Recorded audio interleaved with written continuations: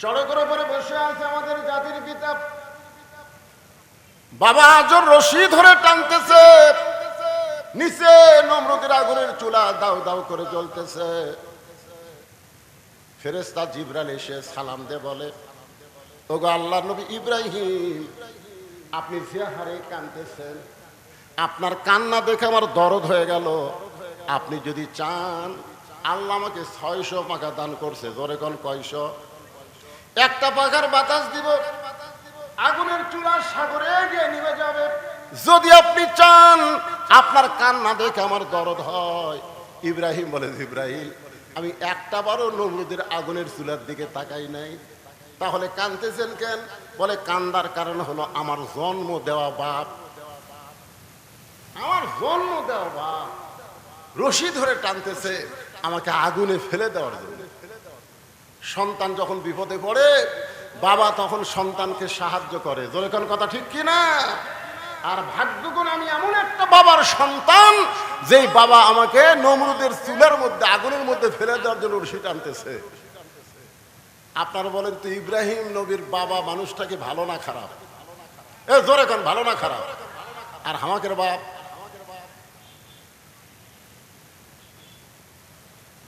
যেই বাবা নিজে নামাজ পড়ে, ছেলে নামাজ পড়ে না, এই বাবা ইব্রাহিম নবীর বাবার চাইতো খারাপ বাপ। যেই বাবা তার সন্তানকে একদম বাগডম প্রাইমারি ভর্তি করে দেয়, হাফেজি মাদ্রাসায় ভর্তি করে দেয় না, এই বাপ ইব্রাহিম নবীর বাপের চাইতো খারাপ বাপ। কথা কর না কেন? এইবার কথা বন্ধ হলো কেন? তো প্রাইমারি যদি আপনার সন্তানকে ভর্তি করে দেন, ওই সন্তান পাক হবে না নাপাক হবে? একেবারে পাক না পাক আপনারা বোঝেন না। কারণ পাক হবে না নাপাক হবে? আর এই হাফিজি মাদ্রাসায় যদি আপনার সন্তান ভর্তি করে দেন, ওই নাপাক হবে না পাক হবে? কারণ কি? কারণ হাফিজি মাদ্রাসায় যে শিক্ষা দেওয়া হয়, সেইটা ধরবার গেলেই পবিত্র হইয়া ধরা লাগবে। জোরে কোন কথা ঠিক? কথা কন। আল্লাহ কোরআনে বলেছে, লা ইয়ামুসসুহু ইল্লাল মুতাহহারুন। ততক্ষণ পর্যন্ত তুমি পবিত্র না হবে, ততক্ষণ কোরআন স্পর্শই করতে পারবে না। যেই কোরআন ধরতে গেলে পবিত্র হতে হয়, সেই কোরআনের সমাজ যদি বাংলাদেশে চালু হয়, বাংলাদেশ কেমন দেশ হবে এটা বাংলার মুসলমান কল্পনাই করতে পারতেছে না। জোরে কোন কথা ঠিক কিনা? একবার যদি কল্পনায় আনতে পারতো, তাহলে মানুষের তৈরি আইন এইটা গ্রহণ করতো না। আল্লাহর কোরআন আইন বাস্তবায়ন করার জন্য নিজের জীবন আল্লাহর রাস্তায় কুরবানি দিয়ে দিত। জোরে করে কথা ঠিক কিনা?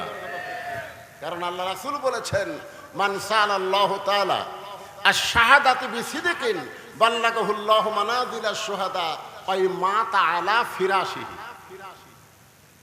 হাদিসের বাংলা অর্থ হলো, এই বাংলাদেশে কোরআনের আইন চালু হবে, কলেমার পতাকা পথ পথ করে উড়বে, এই নিয়তে যারা ইসলামী আন্দোলন করে আল্লাহ রাস্তায় শাহাদাতের তামান্না নিয়ে চলে, আল্লাহ রাসূল বলেছেন, ওই মাতা আলা ফিরাশিহি, সে যদি নিজের বিছানায় মৃত্যুবরণ করে, বাল্লাগাহুল্লাহু মানাজিলাশ শুহাদা, হাসরের ময়দানে আল্লাহ তাকে শহীদদের কাতারে দাঁড় করাইয়া দিবে। আপনারা বলেন তো, শহীদের কোনো হিসাব আছে? এ কথা কন নাই, শহীদের কোনো হিসাব আছে? আর যারা আল্লাহ রাস্তায় শহীদ হয়, তাদের মৃত্যুর কোনো যন্ত্রণা হয়? এ বাংলাদেশের কতকগুলা কোরআনের পাখিদেরকে ফাঁসি দেওয়া হলো, ফাঁসি দেওয়ার পরে আপনারা তাদেরকে দেখছেন? দেখেননি? মানুষ মরার সময় মুখ বেকা টেকা বহু কিছু করে মরে যায়। ধরে কোন কথা ঠিক কিনা? হ্যাঁ ভাইজান, একটু মনোযোগ দিয়ে কথাগুলো শুনবেন। ফাযকুরুনি আযকুরুকুম ওয়াশকুরুলি ওয়ালা তাকফুরুন। এই আয়াতটাকে নিয়ে আপনাদের সামনে আলোচনা করতেছি। বাবা আমাকে রশি ধরে টানতেছে আগুনে ফেলে দেওয়ার জন্য। রে জিবরাইল, নমরুদের চুলার দিকে আমি একবারও তাকাই নাই, কারণ আমার ঈমান বলতেছে আগুনের মালিক নমরুদ না, আগুনের মালিককে।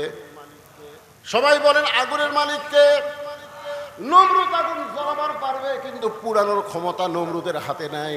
হাসবি আল্লাহ পড়েন, হাসবি আল্লাহ নিমাল ওয়াকিল অনিমাল মৌলা অনিমান নাসির।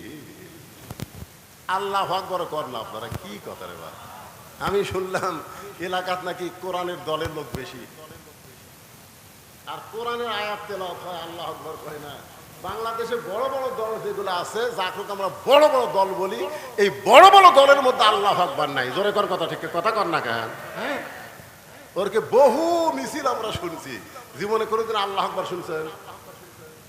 যদি কেউ ভুল করে আল্লাহু আকবার দেয়, ইচ্ছা করে তো দিবি না, ভুল করে যদি দেয় ঘাট ধরে বার করে দিবি।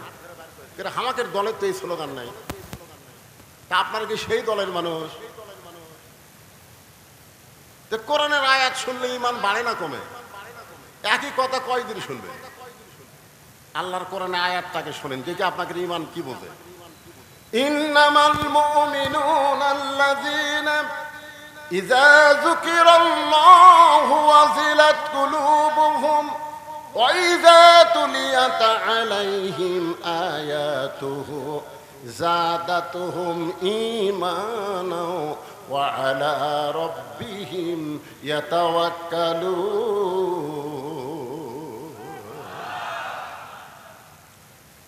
আল্লাহ কয়, ইব্রাহিম তোমার ঈমানের যে পাওয়ার, নমরুদের আগুনের সেই পাওয়ারই নেই।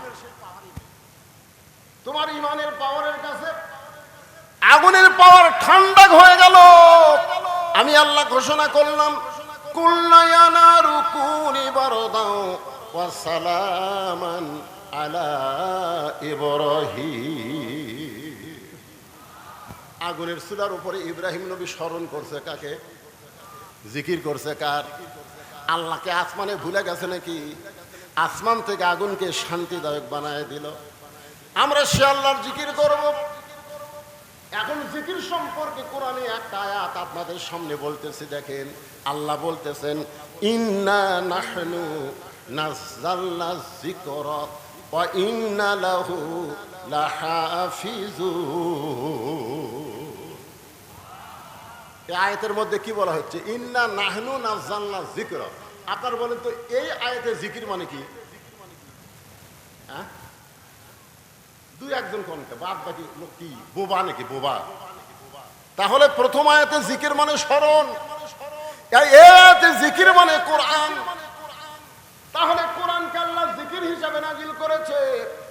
এই কোরআন হেফাজতের দায়িত্ব দুনিয়ার কোনো মানুষের হাতে রাখে নাই। কোরআন হেফাজতের দায়িত্ব কার? আল্লাহ যদি ঠান্ডা বাতাস, সামান্য বাতাস এখন এরা বলে আমাদের এই জায়গায়, কারণ বৈশাখ মাসের বাতাস তো আটকেল নাই। দরকার কথা ঠিক কিনা? ভিতরে ঘুরবি, পাঙা দিয়ে উঠলে ভাই বাতাস হোক। যে আবহাওয়া গরম আবহাওয়া হয়েছে, একটু বাতাস হোক। আপনার উপদিক না তাকায় এই কালো মানুষের দিকে একটু তাকায় থাকেন। অসুস্থতা নিয়ে আলোচনা করতে যে ভাই যান, একটু মনোযোগ দিয়ে শুনবেন। তাহলে এখানে জিকির মানে কি? ইন্না, আরেকবার কই আয়াতটা কই, তাহলে বুঝতে পারবেন। ইন্না নাহনু নাযালনা যিকরা ওয়া ইন্না লাহু লাহাফিজুন। এখানে জিকির মানে আপনার সবাই এক বাক্যে বলেন কোরআন। ধরে বলেন, এই কোরআন হেফাজতের দায়িত্ব কার? পৃথিবীর সমস্ত মানুষ যদি কোরআনের বিরুদ্ধে লাগে, আল্লাহ বলেছেন, ইউরিদুনা লিউতফিউ নূরাল্লাহি বিআফওয়াহিহিম ওয়াল্লাহু মুতিম্মু নূরিহি ওয়ালাউ কারিহাল কাফিরুন। বাংলাদেশের সমস্ত মানুষ মুসলমান হয়েও যদি কোরআনের আইন না চায়, আল্লাহর কোনো ক্ষতি হবে না। জোরে কোন কথা ঠিক কিনা? আল্লাহর কোনো ক্ষতি হবে? কোনো ক্ষতি নেই। করেন না কেন? শয়তানের দল করেন, কি হবে? আল্লাহর কি হবে? আর আল্লাহর দল করলে আপনাদের কি হবে? কি লাভ হবে? সে লাভটা জানা লাগবে না? হ্যাঁ, খালি দল করেন, নামাজ পড়েন, রোজা করেন, বামপন্থী দল করেন, আর মসজিদের মধ্যে ঢোকেন ডান পায়ে, সিটারি করেন।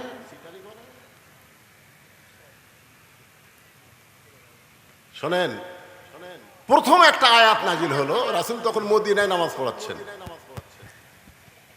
আয়াতটা নামাজের মধ্যে আল্লাহ তাআলা রাসূলের উপর নাজিল করলেন, নামাজের ভিতরেই আল্লাহ ওহী নাজিল করলো। আয়াতটা হলো ইয়া আইয়ুহান নাবিয়্যু হারজিল মুমিনিনা আলাল কিতাল।